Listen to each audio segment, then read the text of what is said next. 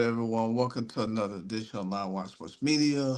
Um, so the Indiana Fever pulled off a pretty hard fought game. It was hard fought, and I want to say it was hard fought.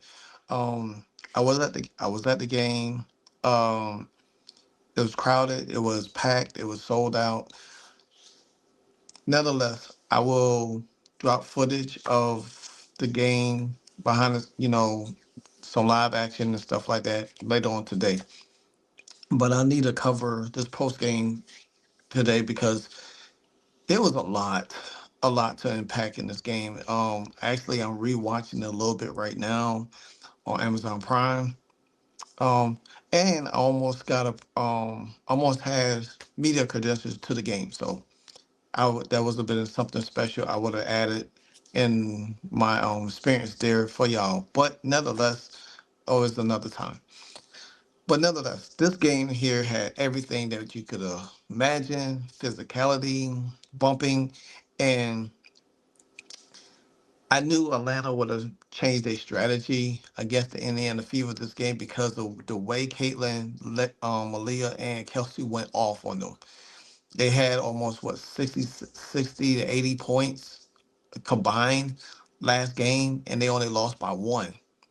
And I said this: if Sophie Cunningham had played last game, the Fever would have won that game. There was no way Atlanta would have beat them.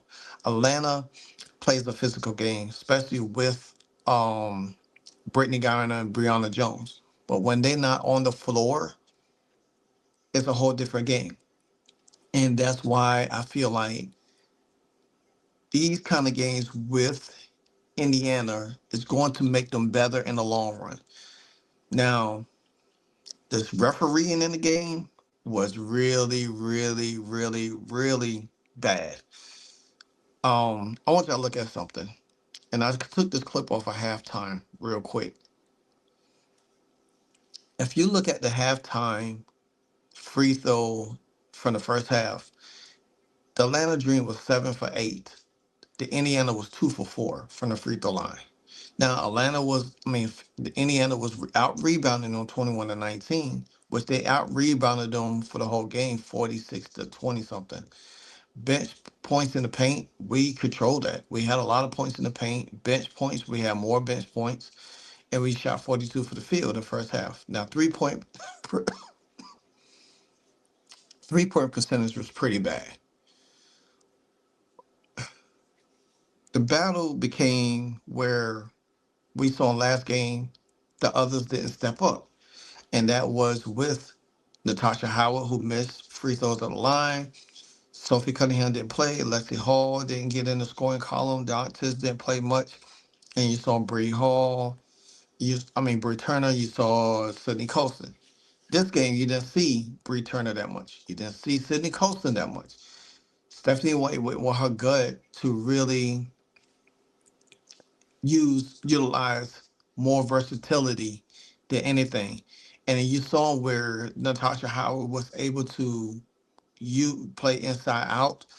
You saw more Dances to be a little bit more physical because they would. I guess the strategy for Atlanta coach was to be a little bit more physical with the Fever, which they did, and they got Aaliyah Boston and they got Caitlin Clark in foul trouble. Where Caitlin Clark was 0 for 5 from the 3 point line for the first time in some time. And Aaliyah Boston, her game, she had a big game, but this time she was in foul trouble, and that's where Dantes came in at. And that's why I say Dantes will get you scoring here and there, but having her on the floor to back up and spacing is going to help. And having Sophie Cunningham back in the lineup, you've seen it in the second quarter. Soon as Sophie Cunningham was back in the game, the intensity of the defense revved up because they was playing more aggressive. They were frustrating the Atlanta Dream, and they was making them do things that they wasn't ready to do. Alicia Gray for the Atlanta Dream, she was in foul trouble. They was going back and forth. Like I said, this game was a battle of will, who wanted the most, and it looked like Atlanta wanted it more because in the beginning, Atlanta had Indiana on the ropes, but Indiana stayed strong. They definitely wanted to keep the game at pace. And despite the struggles of Aaliyah and Caitlin Clark, the others showed up. And that's what you want. Last year, this team wouldn't have been like that because you couldn't get production out of Katie Lou. You couldn't get production out of Christy Wallace. You couldn't get production out of Erica Wheeler. And that's why these changes was made. Now, yeah, the season just started. They're 3 games in. But the Fever is going to figure out. The Wanda Bonner, she wasn't able to score but number 1 point, but her presence on the floor helped neutralize some stuff. And once you was able to get Brittany Griner in foul trouble and move her off the floor, it opened up a whole lot for the Indiana Fever. And that's why Atlanta has the advantage of it because they could use Bree Jones and Brittany Griner in the lineup to clog out the paint.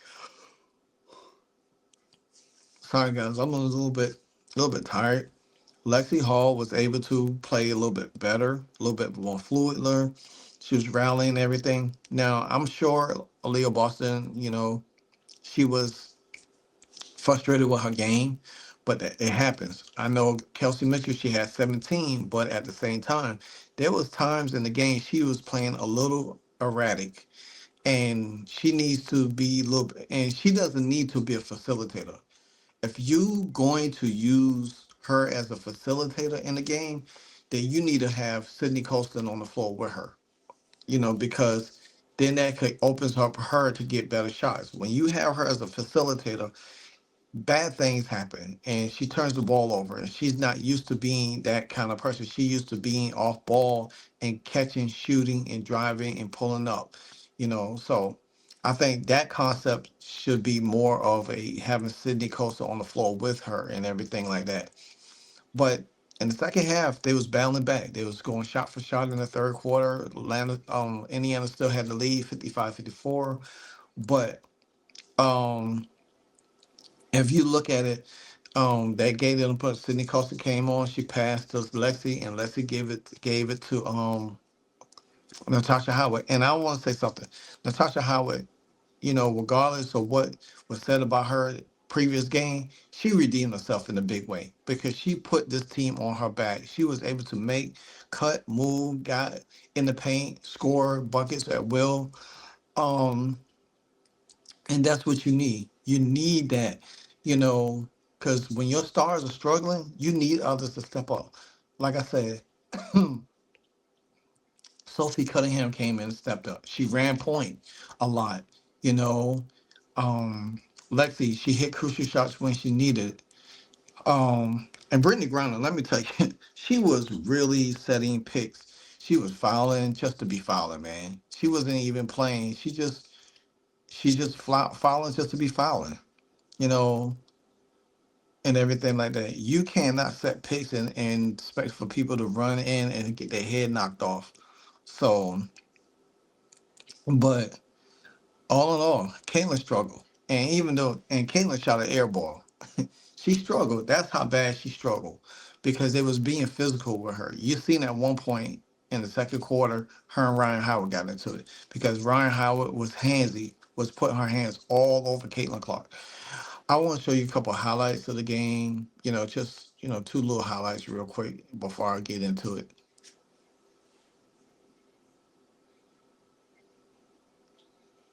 That was a nice pass by Caitlin that was a nice pass from Caitlin to Sophie Cunningham cross court. And then this was another one. This Caitlin right here shaking Pow. She got it on the hip, and then she faded away for two. Easy work on Pow. So that was a couple of highlights right there. But nevertheless, man, I just want people to be understanding and just realize that the Indiana Fever gonna struggle in some games. Now they do got a massive game next week where the Liberty took care of the Chicago Sky and beat them down. But I don't know how much energy that the Fever gonna have tomorrow, but it should be a competitive game. But I think what Caitlyn should have did more in this game, she got when she got downhill, she was able to get to the basket. I think that's what they should have did more of in the third quarter, going into the fourth quarter, instead of relying on her jump shot, because she know that she couldn't get it and she was off. And that's why you have to like pretty much go downhill a little bit more. But nonetheless, like I said, this is a hard fought game. Teams wanted it more, but these are the kind of games that's going to help the Indiana Fever get better, especially when it gets down to like playoff basketball, when the intensity is a little bit high. It's funny that now everybody wants to get up, you know, to play the Fever. They want to like trying to make like the Fever is like, okay, we want to knock them off their horses. It's like, but at the end of the day, is that the Indiana Fever are going to battle, and people just need to understand that Stephanie White is trying to find the best matchup. It's possible. Like I said, when Sophie was out of the game, that last game, if she played, we win that game. Sophie is an X factor. You've seen it how when she's on the floor, the energy level picks up constantly. It picks up. It made sure that they really did everything that they needed to do defensively. Now they did in the fourth quarter, got kind of lax a little bit and allowed the Dream to hit a couple of shots, but they was able to sustain it and come out victorious in the win. Now, I do want to give a shout out to Damaris Dantes. Like I said, when Damaris Dantes came in for Leah Boston, she made some defenses. She had like 6 or 7 rebounds, and she played great defense. And when Brittany Griner got the ball, they trapped her. They trapped her and made her get the ball out of her hand. So, and that was something that Indiana needed to do. Now, Ryan Howard, she got hers. She got hers and everything. But at the same time, you know, they the Indiana Fever made the plays that they needed to make. Was this an ugly game? Yeah, it was. It was a pretty ugly game, but I caution everybody, like I say, you gotta win the tough games. Every game is not gonna be a blowout. Every game is not gonna be where, oh, we're looking for individual stats. And I just feel, me personally, like individual stats need to go out the window. Like Caitlin had 2 phenomenal games. Kelsey Mitchell had a couple good games. She even played well, decent in this game. She had 17 points, but you gotta rely on the others. That's what this team is about. You gotta rely on the others. It can't just be you being score, score, score. You're not gonna win like that. Sometimes it's going to be taking these kind of games, these grinded out, have beat you up games. Teams know that Indiana is a finesse team. They're not gonna play as physical, but I love how Indiana gave the physicality back to them, trap them, play defense, go blow for blow. And when you play that way against teams is not going to expect that from you, and they're gonna have to play you a little bit differently. So great win. Indiana's two. They could have been 3-0. They're 2-1 on the year now. They have to play the Liberty. Once they get past the Liberty, they got the Mystics, and then they got the Sun. So even if they don't win the game Saturday against the Liberty, I do want to see a close game, a really hard fought game. And if they could play this way against Atlanta and play this way against New York and grind it out to win, then that says a whole lot about this team. Now, I still think there's a little bit more work to be done for this team. I'm not, by a long shot, not thinking otherwise. But I'm just glad that the Fever did bounce back. And like I said, shout out to Natasha Howard. She led the team with 26 points. She did all of the work. She moved, she cut, she did everything. And I think whoever plays her on New York is going to have issues, because she moves a lot. And that's that. So anyway, like, comment, subscribe. This is your Freelance Friday edition, Live Rock Sports Media. Um, Great hard fought game again against the Indiana Fever. I will bring another video to you because I do want to discuss the Caitlin Clark and Ryan Howard situation. Them two kind of like got into it a little bit last night. A lot of people making a little bit more out of it than what it is, but I'm gonna break it down for you and give you my thoughts on it. But then later today, I will have exclusive vlog footage of the game. Until then, enjoy your Friday. Live Watch Sports Media. You know what it is. And if you don't know, now, wow. And if you don't know, now you know. Hey, so amazing. You see how they playing? Live wire, it's all about sports and entertainment. You don't wanna miss it, so official like you never seen. Keep it going till the whistle blowing from the referee. Everything from highlights and stats. You know that we gotta run it back, whether on the field or the court. You know that this is where it's at. Subscribe, no delaying. This is Live Wire, sports and entertainment. Let's go.